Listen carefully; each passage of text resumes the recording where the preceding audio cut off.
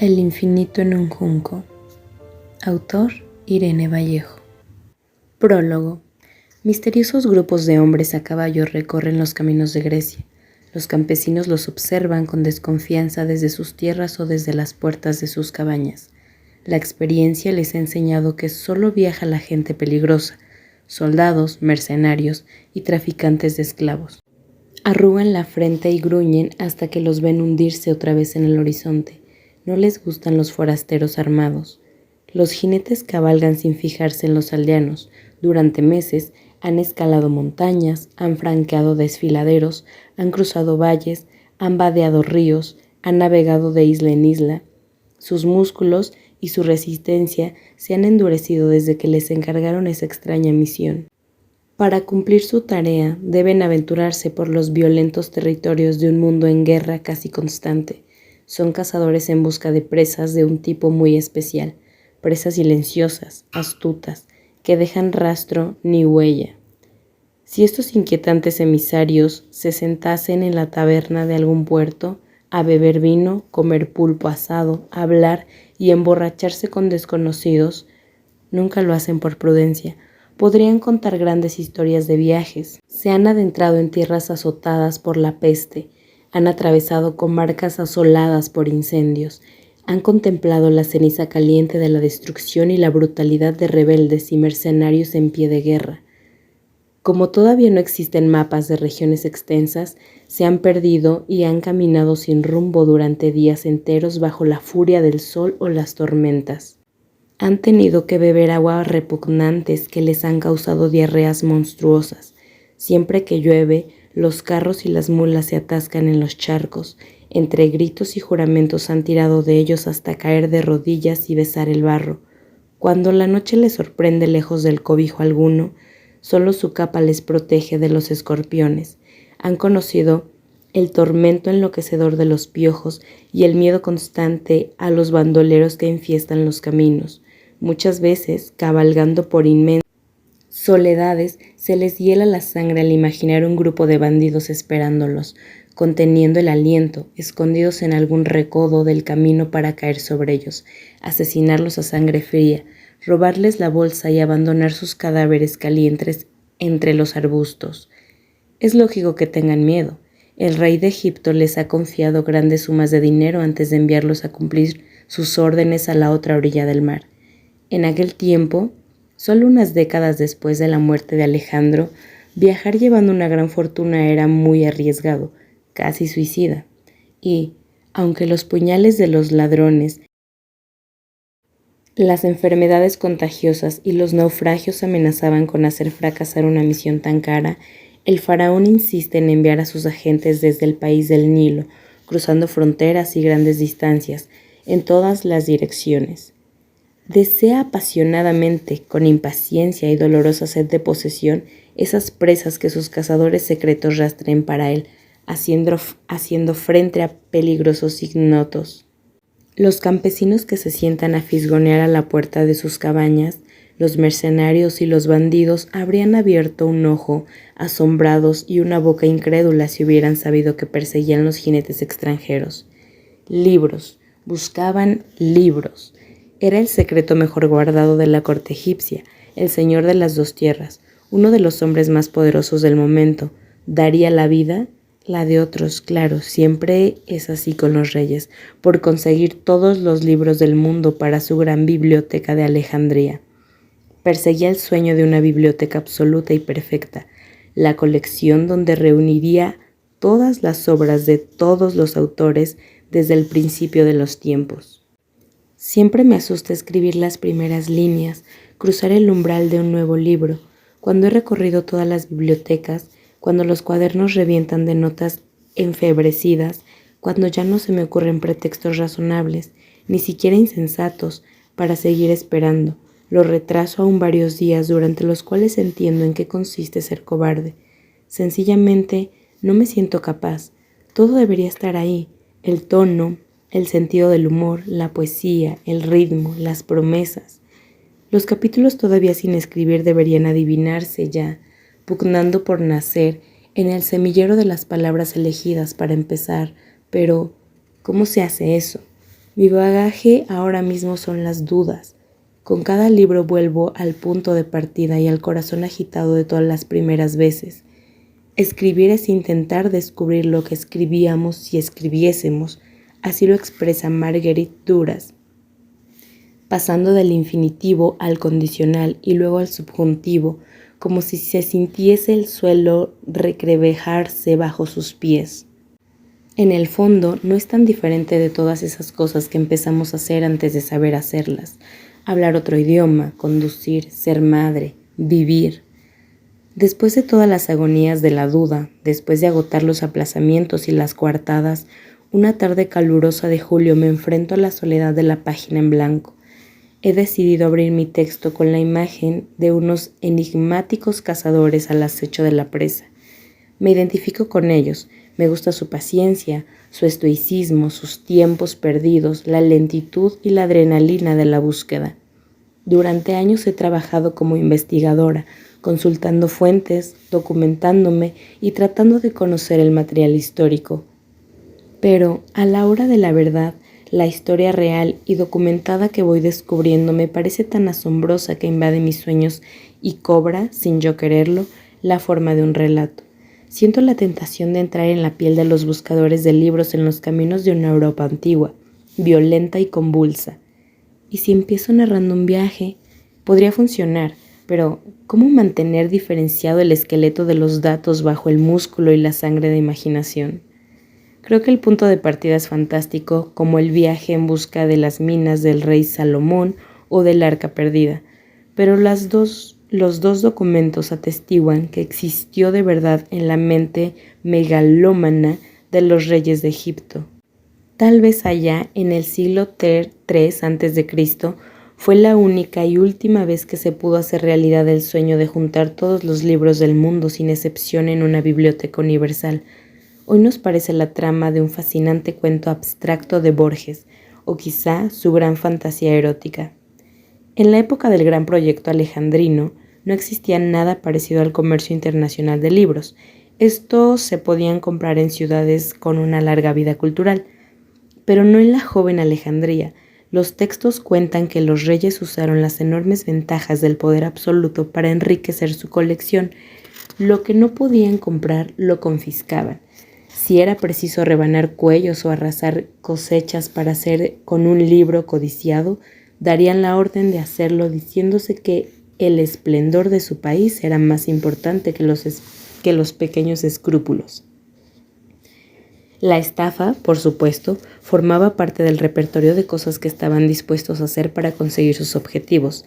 Ptolomeo III ansiaba las versiones oficiales de las obras de Esquilo, Sófocles y Eurípides, conservadas en el archivo de Atenas desde su estreno a los festivales teatrales. Los embajadores del faraón pidieron prestados los valiosos rollos para encargar copias a sus minuciosos amanuenses. Las autoridades atenienses exigieron la exorbitante fianza de 15 talentos de plata, que equivale a millones de dólares de hoy. Los egipcios pagaron, dieron las gracias con pomposas reverencias, hicieron solemnes juramentos de devolver el préstamo antes de que transcurrieran, digamos, 12 lunas. Se amenazaron a sí mismos con truculentas maldiciones si los libros no volvían en perfecto estado y a continuación, por supuesto, se les apropiaron, renunciando al depósito. Los dirigentes de Atenas tuvieron que soportar el atropello. La orgullosa capital de tiempos de Pericles se había convertido en una ciudad provinciana de un reino incapaz de rivalizar con el poderío de Egipto, que dominaba el comercio del cereal, el petróleo de la época. Alejandría era el principal puerto del país y su nuevo centro vital. Desde siempre, una potencia económica de esa magnitud puede extralimitarse alegremente. A todos los barcos de cualquier procedencia se hacían escala en la capital de la biblioteca, se les sometía a un registro inmediato. Los oficiales de aduanas requisaban cualquier escrito que encontraban a bordo. Lo hacían copiar en papiros nuevos, devolvían las copias y retenían los originales. Estos libros tomados al abordaje iban a parar a las estanterías de la biblioteca con una breve anotación aclarando su procedencia. Fondo de las naves. Cuando estás en la cima del mundo, no hay favores excesivos, se decía Ptolomeo II. Envió mensajeros a los soberanos y gobernantes de cada país de la tierra. En una carta sellada les pedía que se tomasen la molestia de enviarle para su colección sencillamente todo: las obras de poetas, escritores en prosa de su reino, de oradores y filósofos, de médicos y adivinos, de historiadores y todos los demás.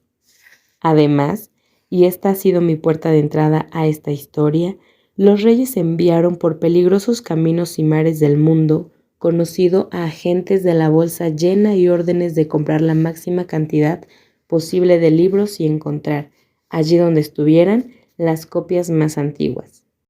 Ese apetito de libros y los precios que se llegaban a pagar por ellos atrajeron a pícaros y falsificadores. Ofrecían rollos de falsos textos valiosos, envejecían el papiro, fundían varias obras en una para aumentar su extensión e inventaban toda clase de hábiles manipulaciones. Algún sabio con sentido del humor se divirtió escribiendo obras bien amañadas, auténticos fraudes calculados para tentar la codicia de Ptolomeos. Los títulos eran divertidos, podrían comercializarse hoy con facilidad. Por ejemplo, lo que Tucídides no dijo, sustituyamos a Tucídides por Kafka o Joyce, e imaginemos la expectación que provocaría el falsario al aparecer en la biblioteca con fingidas memorias y los secretos inconfesables del escritor bajo el brazo. A pesar de las prudentes sospechas de fraude, los compradores de la biblioteca temían dejar pasar un libro que pudiera ser valioso y arriesgarse a enfurecer al faraón. Cada poco tiempo, el rey pasaba revista a los rollos de su colección con el mismo orgullo con el que pasaba revista a los desfiles militares. Preguntaba a Demetrio de Falero, al encargado del orden de la biblioteca, cuántos libros tenían ya, y Demetrio le ponía al día cada cifra.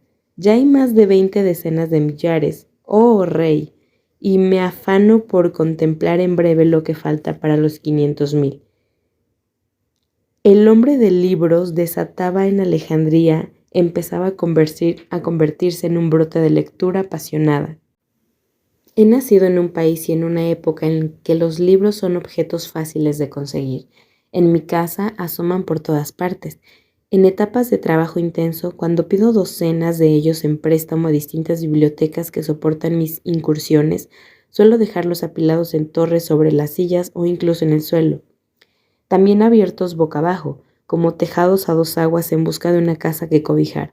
Ahora, para evitar que mi hijo de 2 años arrugue las hojas, formo pilas sobre los reposacabezas del sofá, y cuando me siento a descansar, noto el contacto de sus esquinas en la nuca.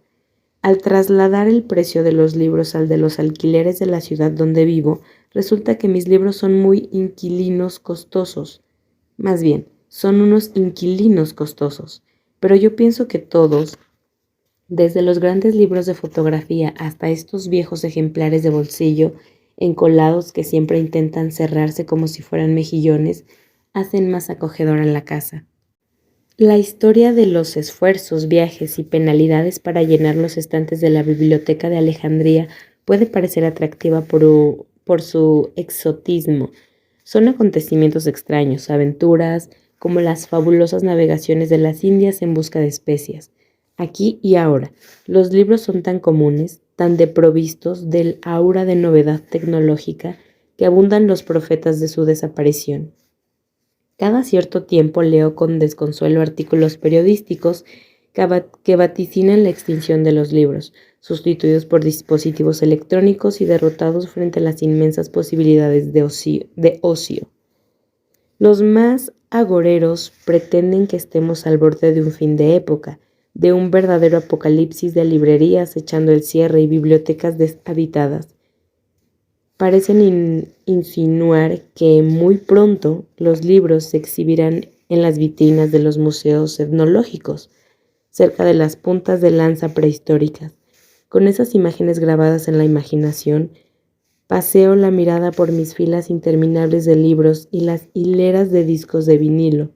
preguntándome si un viejo mundo extrañable está a punto de desaparecer. ¿Estamos seguros? El libro ha superado la prueba del tiempo, ha demostrado ser un corredor de fondo. Cada vez que hemos despertado del sueño de nuestras revoluciones o de la pesadilla de nuestras catástrofes humanas, el libro seguía ahí. Como dice Humberto Eco, pertenece a la misma categoría de la cuchara, el martillo, las ruedas o la tijera. Una vez inventados no se puede hacer nada mejor. Por supuesto, la tecnología es deslumbrante y tiene fuerza suficiente como para destronar a las antiguas monarquías. Sin embargo, todos añoramos cosas que hemos perdido, fotos, archivos, viejos trabajos, recuerdos. Por la velocidad con la que envejecen y quedan obsoletos son productos. Primero fueron las canciones de nuestras cassettes, después las películas grabadas en VHS.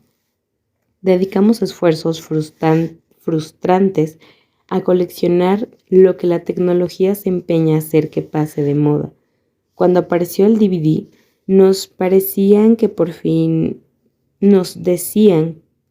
habíamos resuelto para siempre nuestros problemas de archivo, pero vuelven a la carga tentándonos con nuevos discos de formato más pequeño, que invariablemente requieren comprar nuevos aparatos. Lo curioso es que aún podemos leer un manuscrito pacientemente copiado hace más de 10 siglos, pero ya no podemos ver una cinta de video o un disquete de hace apenas algunos años, a menos que conservemos todos nuestros sucesivos ordenadores y aparatos reproductores como un museo de la caducidad en los trasteros de nuestras casas. No olvidemos que el libro ha sido nuestro aliado desde hace muchos siglos en una guerra que no registran los manuales de historia.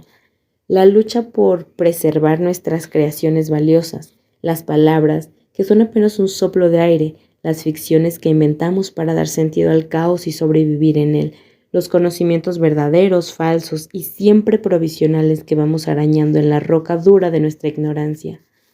Por eso decidí sumergirme en esta investigación. Al principio de todo, hubo preguntas, enjambres de preguntas. ¿Cuándo aparecieron los libros? ¿Cuál es la historia secreta de los esfuerzos por multiplicarlos o aniquilarlos? ¿Qué se perdió por el camino y qué se ha salvado? ¿Por qué algunos de ellos se han convertido en clásicos? ¿Cuántas bajas han causado los dientes del tiempo, las uñas del fuego, el veneno del agua? ¿Qué libros han sido quemados con ira y qué libros se han copiado de forma apasionada? ¿Los mismos? Este relato es un intento de continuar la aventura de aquellos cazadores de libros. Quisiera ser, de alguna manera, su improbable compañera de viaje. El acecho de manuscritos perdidos, historias desconocidas y voces a punto de enmudecer. Quizá aquellos grupos de exploradores eran solo esbirros al servicio de unos reyes poseídos por una obsesión megalómana. Tal vez no entendían la trascendencia de su tarea, que les parecía absurda, y en las noches al raso, cuando se apagaban los rescoldos de la hoguera, mascullaban entre dientes que estaban hartos de arriesgar la vida por el sueño de un loco. Seguramente hubieran preferido que los enviasen a una misión con más posibilidades de ascenso, como sofocar una revuelta en el desierto de Nubia o inspeccionar el cargamento de las barcas de Nilo. Pero sospecho que, al buscar el rastro de todos los libros como si fueran piezas de un tesoro disperso, estaban poniendo, sin saberlo, los cimientos de nuestro mundo. Hasta aquí, El infinito en un junco, de Irene Vallejo.